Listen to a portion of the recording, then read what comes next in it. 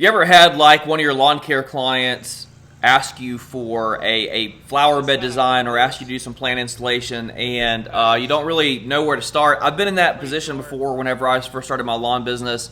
And over the years, man, I've learned how to, put together some designs that look pretty nice.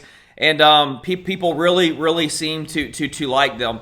So what I want to do in this video is I want to give you my process for coming up with a flower bed design. So whether you are a lawn care business owner who is looking to learn some basics on flower bed, landscape installation and design, or if you are a homeowner, who doesn't just want to go to Home Depot and pick a bunch of plants and then come back and just throw it in your flower bed and try to make it work. Let's do something a little more intentional. Let's know that okay, we need 11 agapanthus, we need 4 blue point juniper, we need 3 limelight hydrangeas. We want to have it down to exactly what we need. In this video, I'm going to show you my process for going about doing that. So the most important thing whenever you're coming up with a flower bed design is to have a plan. You have to have a plan for exactly what you want this thing to look like, and it needs to really be down to exactly how many plants you want in certain different areas, okay? It's very easy, again, to just go and pick a bunch of stuff and try to make it work, but you never end up with an intentional looking design. It always looks thrown together whenever you do something like that. So whenever I'm meeting with clients, they are usually asking me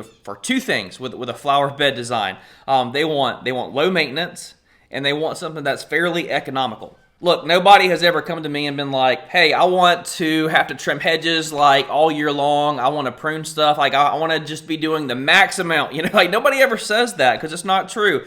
And then likewise, nobody wants to spend a pile of money whenever there are more cost-effective options. So again, most of the time when clients are reaching out to you, I would say every single time, it's going to be they want low maintenance and economical. So this brings me into my first point of when you are designing a flower bed is that you need to become very familiar with the plants that do well in your area, okay? And I'm not talking about all the plants. If you start looking around at the flower beds in your area, there are going to be about 15 to 20 plants and species and shrubs and trees and stuff that you see really frequently.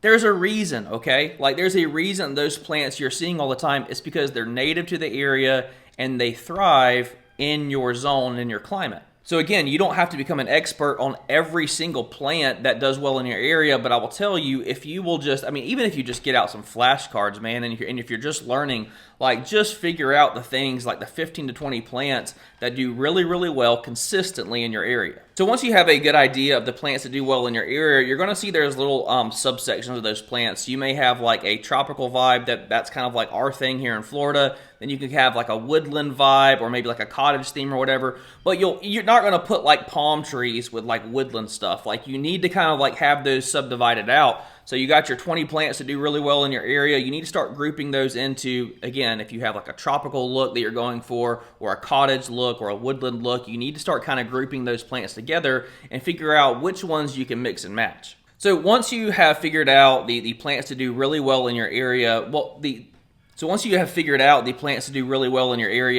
the most important thing next is coming up with an intentional design. Now, there is a lot of software that you can use to present to your client to show them what a picture would look like with certain plants and shrubs installed.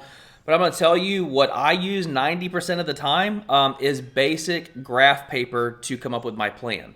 Because look, whenever I was starting out, man, I wasn't really interested in dropping $1,000 on some software program and then have to go through a learning curve. And I realized, why there are landscaping companies who do that and that is their bread and butter, that wasn't me. We're primarily a maintenance business that got into landscaping, and I needed something to be able to show my clients, just kind of give them confidence that hey, I actually have a plan for what we're doing. So again, I use graph paper, and graph paper works, man. You can get across your ideas very plainly to your client. They can see that you have an intentional plan for their flower beds, and more importantly, it gives them the opportunity to sign off on the plan. So there's no guesswork. You don't get to the end of the plan and then they wonder oh, well, I didn't want that plan. You signed off on it. We literally showed you exactly what was going to be happening in your flower beds. The way that this benefits you, if you are a homeowner, is again, it keeps you from going to the local, home improvement store and buying a bunch of stuff and then getting back to your house and just trying to make it work.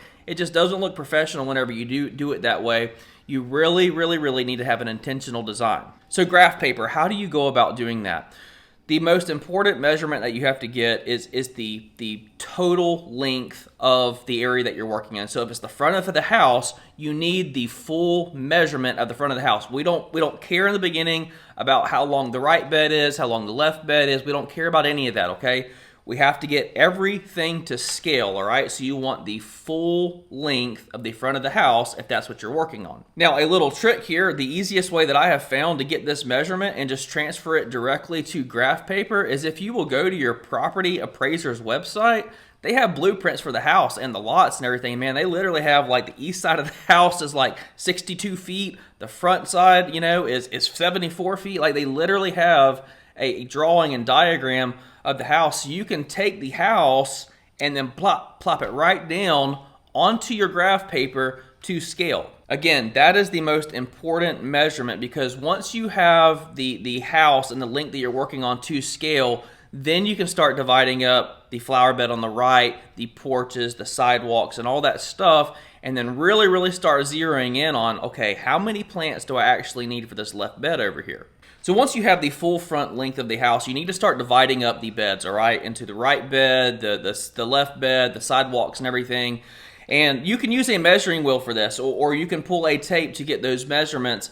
In all transparency, I use Moser. The Moser 2 is what I'm using right now. And I'll tell you, like, once you've used that, like, that is absolutely the way to do it. I understand homeowners, they may not want to invest the money that it takes to get a hold of something like that. But if you're a landscaper and you see yourself doing this, I would really encourage you, man, look at that Moser 2 tool. It speeds up these measurements, I mean, tremendously. But if you want to take the long approach on that, I mean, you're welcome to. People have done that for a very long time. I'm just saying there are tools that help you speed that process up tremendously. Moser has given me a discount link if you're interested in that, so read down in the description and you can get yourself a little bit of a price break if this is something that you're going to be doing consistently. But whether you use Moser to speed things up or you just pull a tape, you have your measurements of the right and left bed. Now everything is to scale, and that is the most important point, okay?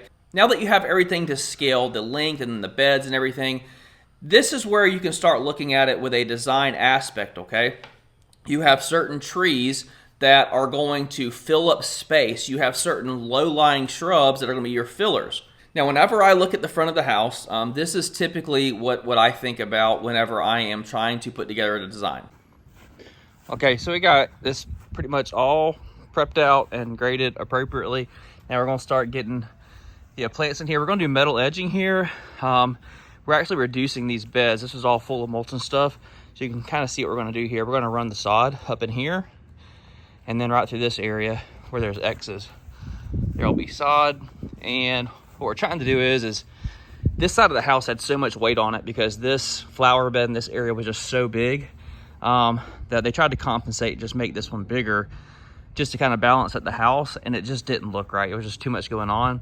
So what we're doing is since we have a lot more flower bed situation over here, we're actually going to just decrease the amount of flower beds, tidy everything up, and just kind of get this thing super low maintenance.